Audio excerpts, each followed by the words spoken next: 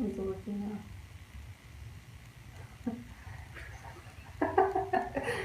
It would be a good reason it's here, hopefully. Maybe we just start by introducing yourself and just make it kind of, or you want to, however you're comfortable, I guess. Is that okay, or is it? Yeah. Okay. Why don't you start by telling us a little bit about? Yeah. So I have an editor that takes these and then he kind of puts them and whatnot. And then I can show it to you. And then it'll be on the website.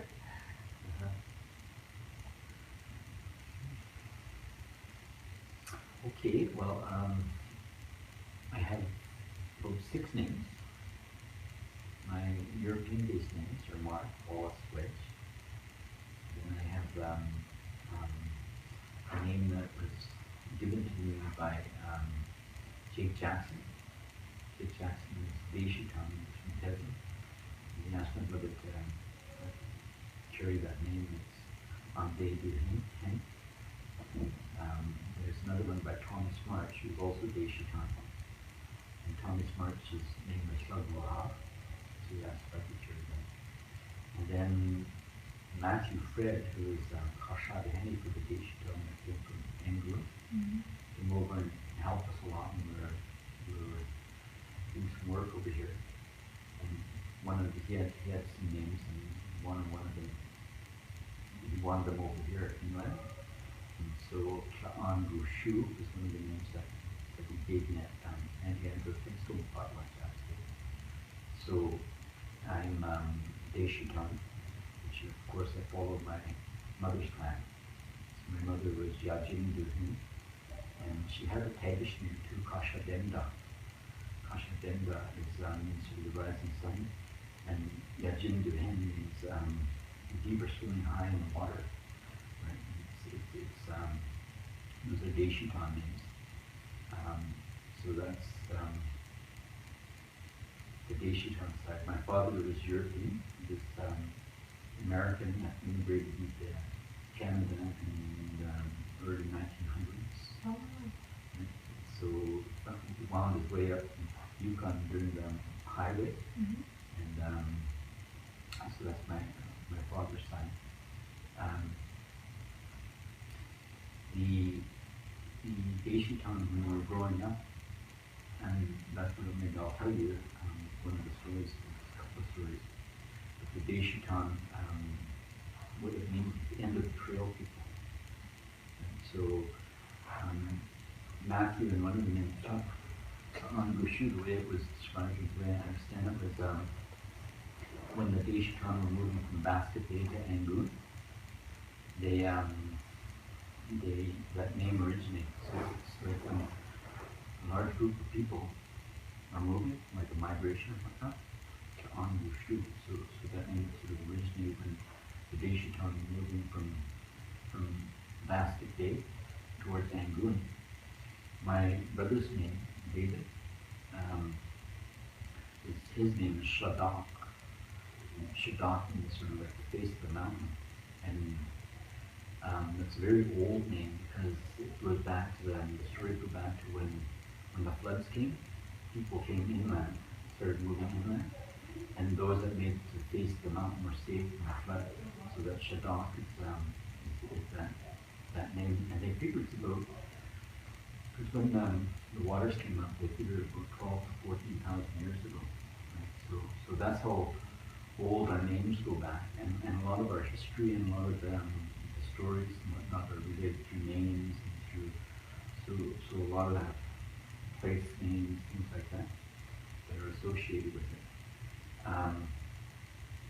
Of course, there's when you look at the culture, there's stories about how we came to be, there's creation mythologies and all of these things.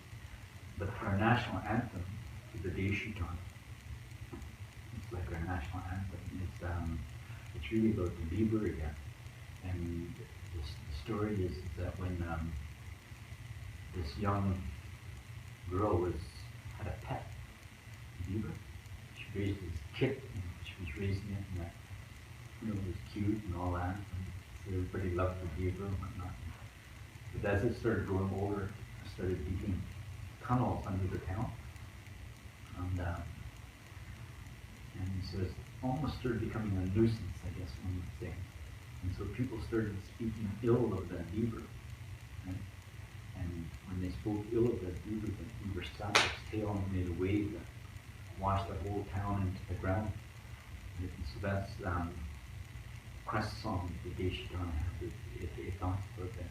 Besukashayatu kakane akka isa atu guru yohine hine yohine yohine.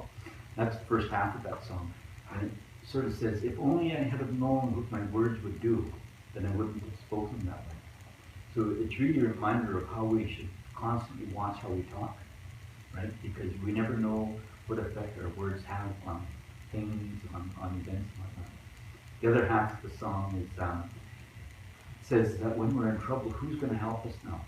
It's going to be the wolf people that will help us, because Deishitan fall under the crow moiety.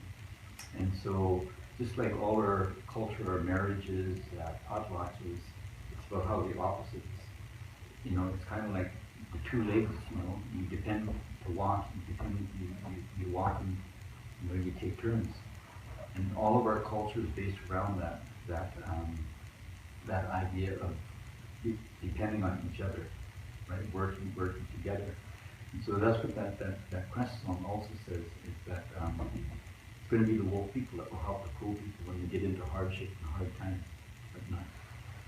So that song, this is Deishitan song, is it goes, I don't know how far back it goes, because I don't even know where that town was. I sometimes think it's maybe it was Basket Bay or something like that, but I don't know. Anyway, when long time ago, our people always used to migrate and move and whatnot. That's how Daka, Slingit and whatnot is built. It's the people that came, looked over the mountain and moved inland, and each married, in our area, with the Tagish people, right? But they also intermarried with Paltrons, you know, all over. So people used to move a lot. Mm-hmm. There are stories about how the Deishitan came inland to the Tagish area, to Atlan, to Ross River, and with the Paltrons, I believe. But because a long time ago, what they did is that marriages, and because we're matriarchal, right? The clan is carried to the mother's side, right? So there was the story that talks about the four princesses, right? Deishitan princesses. They were Deishitan, and they were married somewhere down near in Haines there in Turquoise. And it described the way they laid out moose hide, and when they got married, they walked over that moose hide. And it's similar to a lot of different places. A lot of times it was how treaties were made, how families are united, how you create unity, right? And that's how Deishitan came in that, right? And so every clan has a story about how their affiliations move and work. Well, Crest is a beaver, right? And there's variations of it, because what you have is it's called Deshu Hit. Well, it's called houses then. So Uncle Peter Jones, Doris's father, right? He's Deishitan, that's Mom's brother. Mm-hmm. He was down in Sitka, and they were at a meeting in Sitka. And when those people found out he was Deishitan from inland, they said, you know, you got a house over in Angoon, you guys should take care of it. So when Uncle Peter came back, he talked to Uncle Johnny, Mom, Auntie Angela, because they're all brothers and sisters, all Deishitan, and he told them about that. And Russell and I were pretty young, Russell Baker, Mabel's son. And we were kind of goofy, young. He said, well, we should go and claim that house then. But we actually didn't organize a meeting to go over there. And And when we went over there, we got some help from some of them um, to make travel arrangements. We went and saw Angoon. And Matthew didn't know us then, eh? And when he heard that these Asian coming from England were coming, because we just sort of showed up, at the ferry in Angoon, he came down, and so right away Uncle Johnny, Auntie Angela, Mom was there, Mabel Baker, Hazel Lovelace, a whole bunch of us sort of went down because we wanted to check out this house. And he didn't know sort of who we were. So Auntie Angela and Uncle Johnny stayed with him, and we stayed in Braithwaite. But when he started hearing the story, right away he said, "Okay, we've got to start planning it." And so they have school dancers in Angoon. It was J9 dancers, I think they're called. And it was school dancers, and they put a little party on for us in the evening in the school. And then we were there for about 10 days or something like that. And then Matthew told Auntie Angela and Mom and Uncle, and he said, "You got to put a party on, right?" And he said, "Well, we got nothing, we just come down here, we got nothing." He said, it don't matter how much or what you got, you just got to put a party on. And so we did, we bought pop, snacks, different things, and tried to do the best we could, right?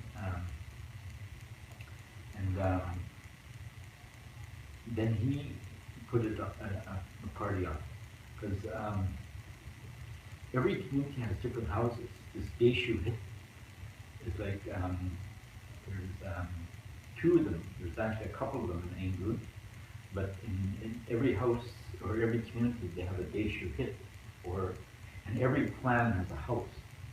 And it's around that house where oftentimes the matriarchs are and all the business takes care of. It's not necessarily a great big government house. It's usually a lot of times with the matriarchs, because it's really around the matriarchs that the clan sits. And oftentimes their houses that become the clan houses, so to speak, where business is taken care of. You also have a lot of times the men, right? The Kashada Hennies, or the leaders.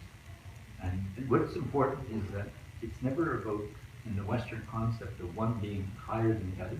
It's always about balance. It's like the wolf and crow, the gender balance between male and female, the matriarchs and the Kashtada Hennies, right? It's not about who's in charge. It's really about they work together. And they do different things. They take care of different things. Anyway, when we were down there and we started doing this, Matthew put out a call. Because he was going to put a party, the Deshiton in Angoon was putting on a party. And they did, and so what happened was that it was about 5 or 6 days later after we showed up there.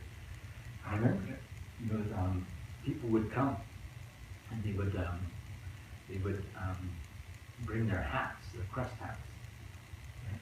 Well, we didn't have a crest hat, right, because we were in them, but what the crest hats would do is that they dance out their history and who they are, and they would take their blankets, right? And they would hold those blankets up and it has the crest, the clan crest on the blanket. And those hats would dance. You would just see the hats dancing, and they would their songs sing out their history. And each of the elders stood up at that pot launch and they introduced themselves to us. So Matthew had all of us stood up at the sort of head table and sat up there with us. And all of these different clans would sing their crest songs and dance, and they would, tell us who they were. They were introducing themselves. So it was very powerful. And then, so each of these houses, so in Carcross and Tagish area, that they should hit in the crest that we started to use. It's called Kheiru de Ka, the man behind the dam. You'll see Auntie Angela's old drum. It's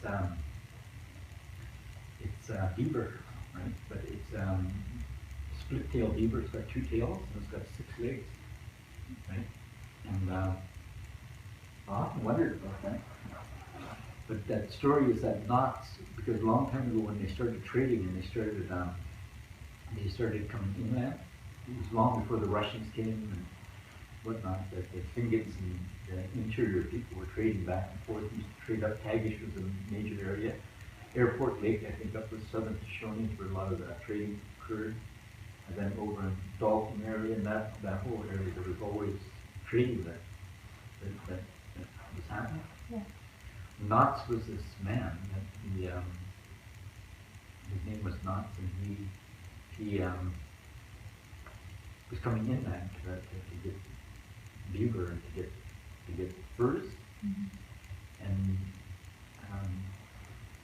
the word yek is called, it's your animal helper, your helpers.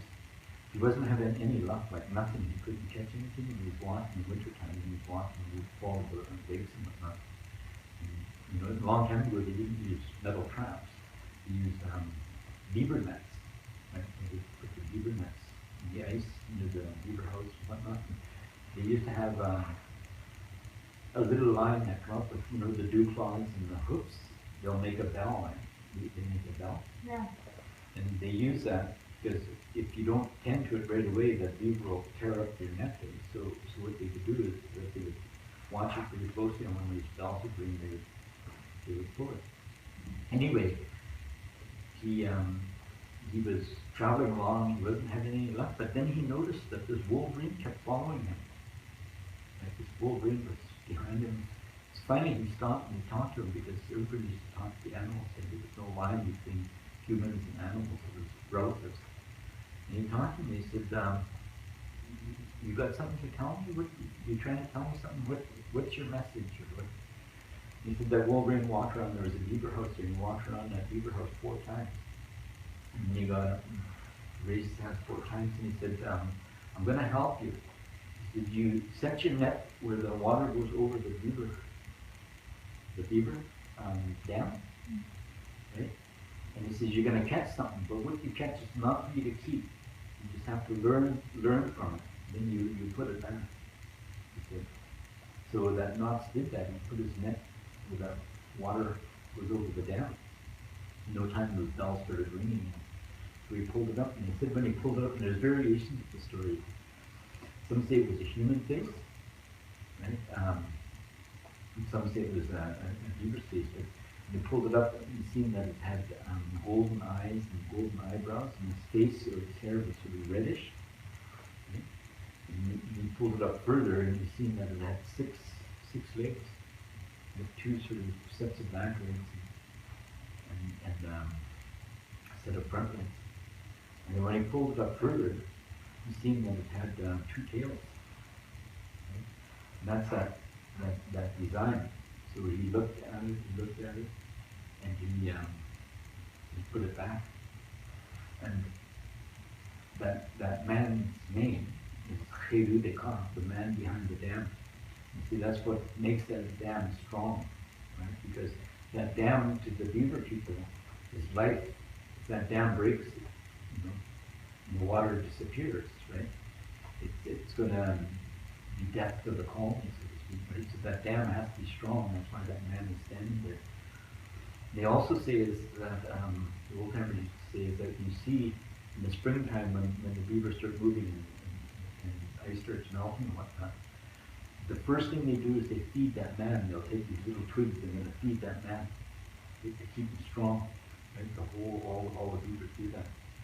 And if you look in the wintertime, all the animals go by there, right? That dam, and they say that they're visiting him. Right? They're visiting him because it's important that he's strong. Right? Anyway, that when that Knox saw that, his luck changed, just like that. They say he could almost throw that net in the ice, and beavers would come out and crawl into it.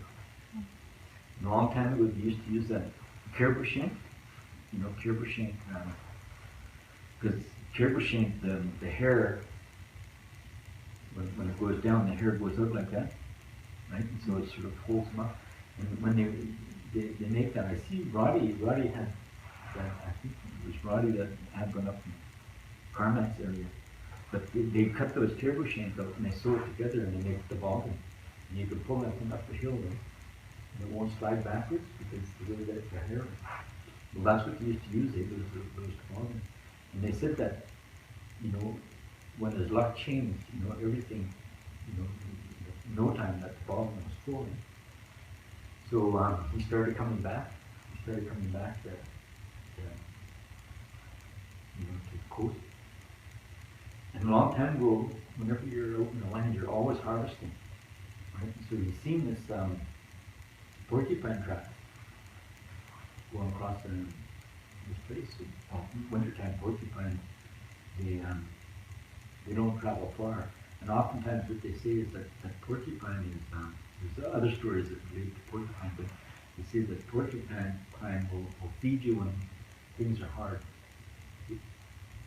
Because usually they never travel far, you can get them, you know, very easily. Anyway, he seen this porcupine track going across the trail, so he followed it. He was going to harvest that porcupine.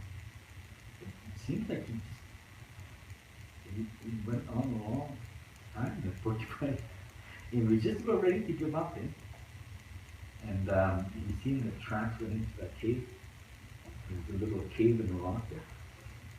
So he followed that porcupine, and he seen him went into this cave, so he went into that cave too. And when he went in there, he heard these voices. These voices said, "Hey, look at that, somebody come in here." He said, "Lock that door, close them up." And hear a big rock roll in front of that door. And while he tried to move that rock, he couldn't move that rock. He was trying to get out. It was dark in there, he couldn't see. And he tried to look for a different way around. And he couldn't find anything, right? Couldn't find a way out. And he got tired and he lay down pretty soon. He lost track of time. He didn't know how long he was there. Right? And he was ready to give up again. He was ready to give up. And he was laying down like that. Here a little mouse came to him. And it whispered in its ear. He said, "You use your head. You got everything you need to get out of here. You got everything you need to get out of here." So he was kind of inspired, and so he was crawling around. He felt all his porcupine problems. Right? And so he put them together into a pile and he used his spark and he made, you know, smoke. And when that thing started smoking up here, he heard those voices again. Look at that guy's making that big stink.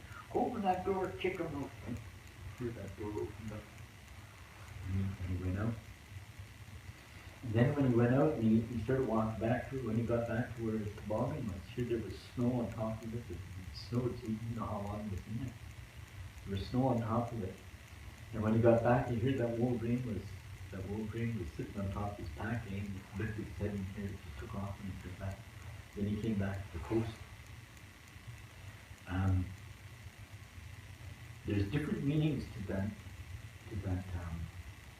story. There's a lot of meanings to the story. But Pete Sidney and his son told me once that another way to depict that, you know, when you see that Credo de Cas, that man behind the dam, which is an emblem, sometimes he says they'll have sort of a dam with blue. There's which is that water, right? And he said that water is like the spirit world that's all around us. Right? And he said one of the stories that he heard is that you have to reach into that water, and you're going to pull something out, he says, but what you pull out is not for you to keep. You have to learn what it has to teach you. It's about life. You have to learn what it has to teach you, and then you go to back again. Right? And so all through that story is about you can never give up. It's like that Wolverine. You know, if you look at the Wolverines, they're tenacious. They just don't give up. They just go. I like to think of them that, you know, that ever ready battery commercial about the little pink rabbit that just keeps going and going? Well, that's kind of like the Wolverine. They just go. Right? They're always going. And what they say is that, you know, when life gives you stuff, it could be good or it could be hard, but you can't give up. And it says, you just like that little mouse king, it says you got to look where you least expect help will come. And help will come.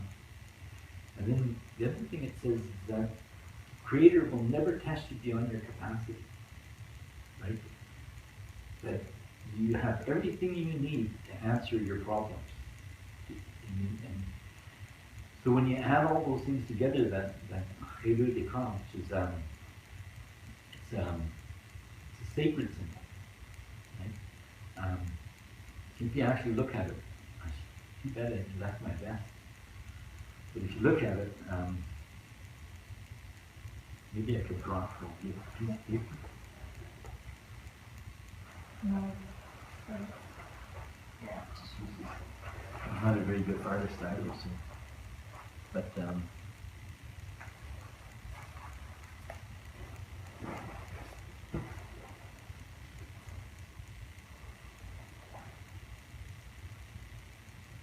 this so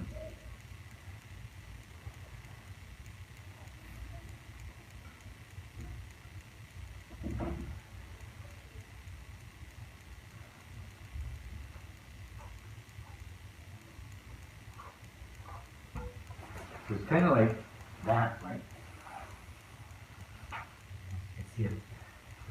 You see that it's got the 6 legs and the 2 tails? Yeah. And Jake Jackson actually also used that on his dance tunic. And what he had sometimes, you could see that there was, the lines, and I heard various things about it. Right? When you see oftentimes some of the designs that have sort of the bones, in me, it's about how to see things inside of things. You can see through things. Right?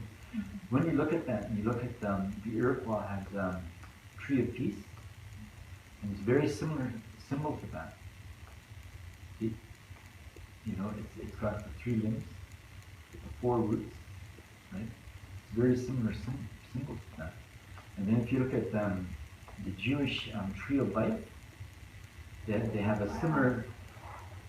They have 3 dots with 4 dots, and that Tree of Life it's called. Right, it's very deep because it has right. It's related to that, and then different. If you look, a lot of different cultures will have some sort of design around that. Mm-hmm.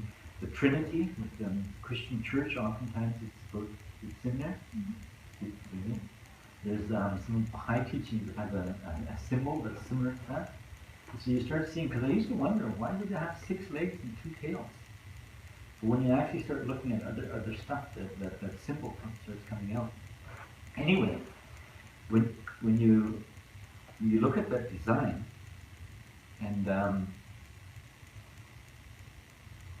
it's a design that's not just with the Deshutan, right? It's all over. But that Chedud Ikar, that man behind the dam, and that's one of the things that Jake Jackson used and Nancy Answer used. It's a symbol because it has a deep meaning and has many layers of meaning to that symbol. Mm-hmm. It's more than just, and it goes on because it talks about how we should conduct ourselves, and that's why, with the crest song that goes with the symbol, it's about how we talk. So how much time do we have?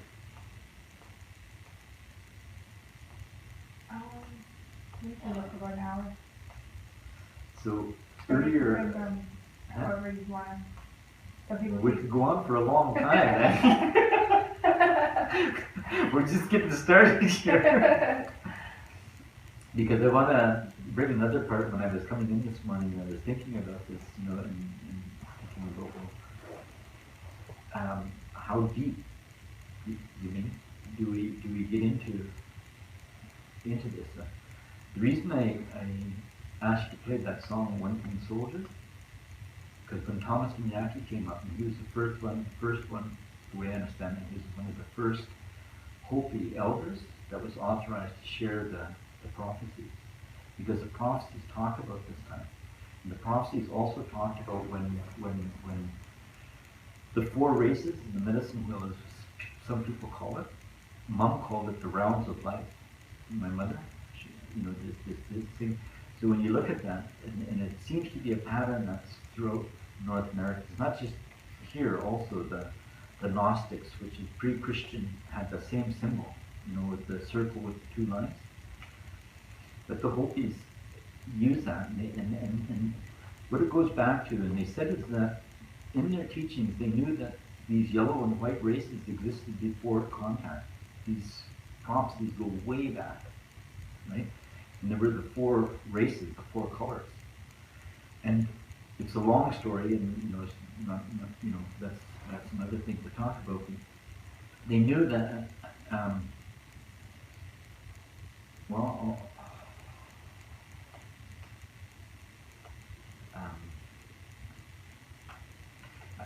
first of all, the Hopi prophecies, you really should talk to the people. But what I know of it is that it goes back to some of the creation mythology.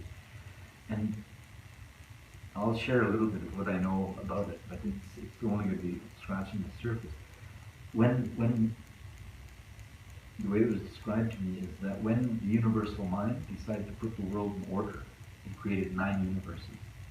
One universe was for the universal mind, another universe was for Spider Woman, because the universal mind needed Spider Woman to put the plan into effect. And the other 7 were for the life yet to come. That's what they talked about. And the universal mind and Spider Woman saw the plan, and so they created the world, and they set things in order. And what they did is that they gave, it's like a code of conduct, and it's about how we should get along with each other. They gave these sacred teachings to the people, and the people thrived and the world thrived. And then people started forgetting the sacred teaching, and they started fighting. Right? And they started fighting, and there's a lot of harm, different things that were caused. So what they did is that Spider Woman, Universal Mind, said, this is not right. So what they did is that they asked the ant people, I think it was, and I forget exactly all the details, to take care of those that had those sacred teachings in their heart and whatnot, and then they cleanse the world. And it goes on for that, the emergence. So there's references to the 5th emergence.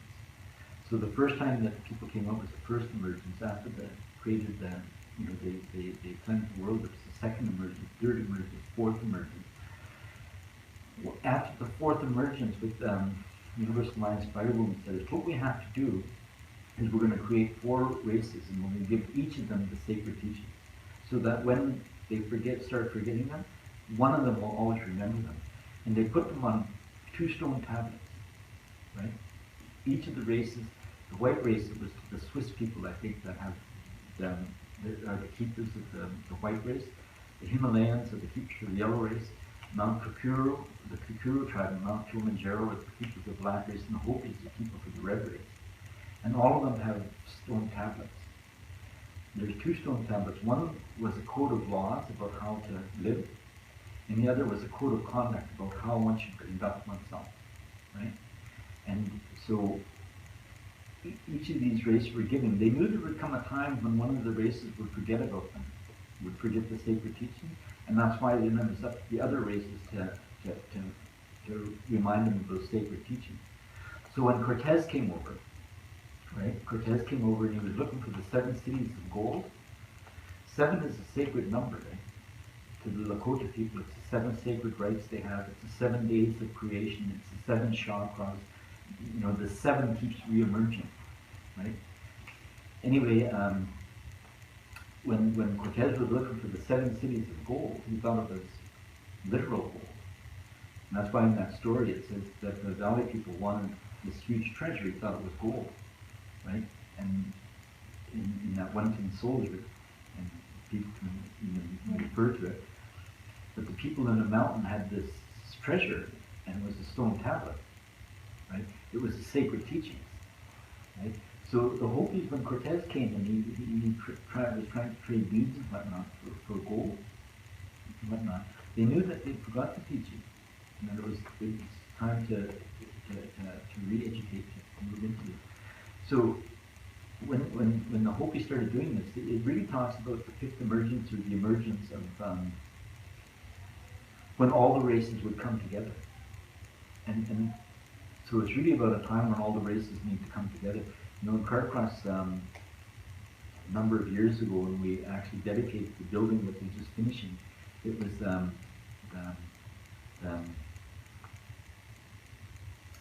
Himalayans, the Buddhists that came over, because they had a sacred spot on Mount Montana, Mount they came over, and so we had this because it was really important about how the races have to come together. And that's what those prophecies talk about, is when this time, when the races come together. And so when people, and you look at colonization, all of these things that are happening, right, it's really about when we forget the sacredness of the teachings, right, and then it's up to the other races to remind each other about the sacredness. So all these symbols in these stories, you know, these symbols are everywhere, right? They're everywhere. They're here. They're in nature. Because what they say is that these aren't these. What my mother always said is, you got to look for the pattern. Everything has patterns. Everything has patterns, right? And once you know what the patterns are, then you'll know how to interact with it, right? So just like we talk about 4 seasons, how we mark our year, and you know, the 13 moons that go with the 4 seasons and whatnot. Each of these things have patterns, and animals, and we all act and do things a little different each one of those seasons. It's a different kind of thing. Well, the hope is in the summertime thing. We talk about the 4 races. There's the 4 ages. But the reason they talk about that is that people have noticed over the years that it's about these patterns. When you look at your hand, you've got 4 fingers and a thumb. When you look at your body, you've got 2 legs, 2 arms, or 4 appendages in the head. When you look at your heart, there's 4 chambers in your heart. When you look at the tide movements, there's 4 tide movements in a day. And they say that's the heartbeat of Mother Earth. You know what I mean? So this 4, this thing is about a pattern. You know what I mean? And all people follow creation's patterns, right? Creation doesn't follow human patterns. We follow creation's patterns. So in these stories, when you start looking in these stories, you start seeing that there's patterns that keep emerging, coming back, that are there. And when you start recognizing, when you start seeing, oh, okay, this is how those, because really they start talking about the same thing, right? That you know, one stone tablet about the code of laws. It's about wolf and crow. It's about certain things. You know, Matthew Fred said that these are patterns. When you look at, it's like he talked about marriage. When you look at a halibut hook, they use, I think it's yew, which is it's a hard wood. And they look at, I think it's either yellow cedar or red cedar that's used, which is a softer wood. And he said that's like marriage. It's like a feather. If you take a feather and you rub one side, it's soft and it's pliable, it's easy, but the other side is firm.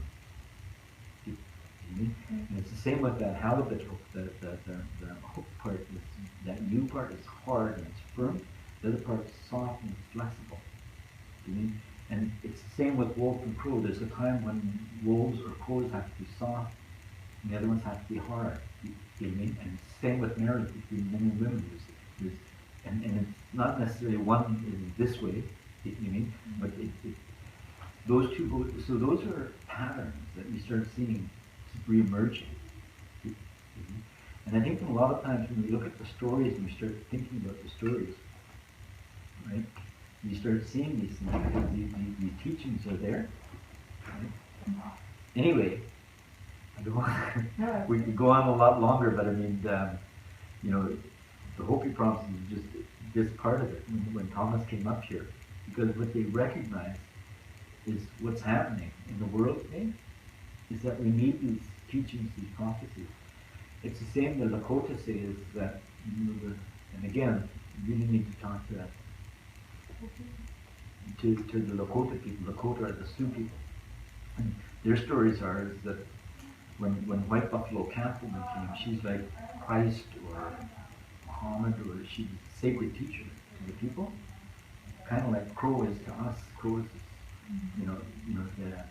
Anyway, when these 2 brothers were walking across the plains, and when they were walking across the plains, they seen this beautiful woman coming. One of the brothers seen her for her spiritual beauty, you know, and revered her. The other brother saw her for her physical beauty and sort of lusted after her. And then the one that lusted after her saw her for the physical beauty, she actually destroyed her. And to the one that saw her for a spiritual beauty, she gave the pipe, right? And then she told him, from this pipe will come 6 other sacred ceremonies. That's why you get the Uwiki, the Sundance, you know, the 7 ceremonies that are major to the Lakota people. When she was leaving, right, when she gave him the pipe, when she leaving, because White Buffalo Captain is called the Orion, right? It's White Buffalo Cattleman. She's the 7th sister, they refer to her. Right? She's the 7th sister, so her star is 7. When she was leaving, and she started walking away, and she rolled over, and she turned into a White Buffalo Captain. And she said, "I'm going to come back again when you people need me, but I'll come back as a daybreak star, which is the 8-pointed star."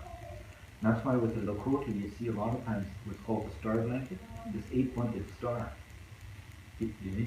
So when people wear all these emblems and these designs and whatnot, there's usually stories, you know, behind them about what to expect, how to interact, how to, you know, read these things.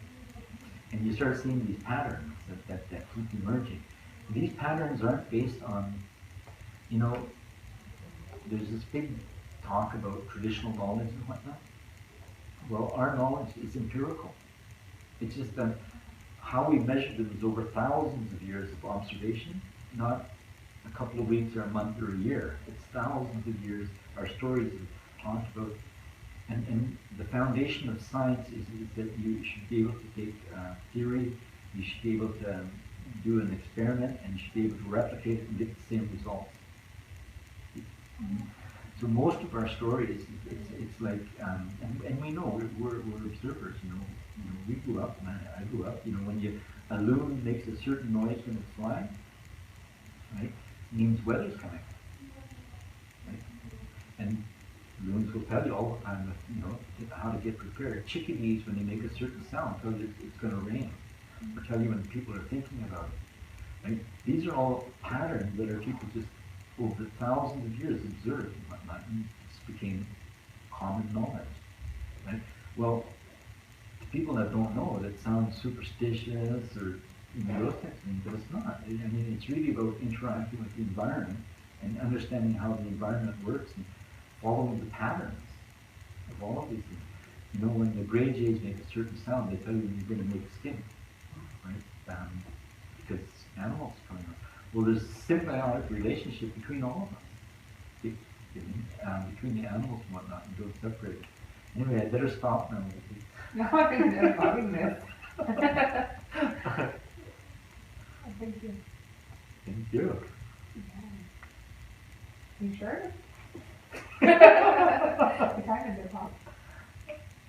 Oh. Oh, good timer. Okay.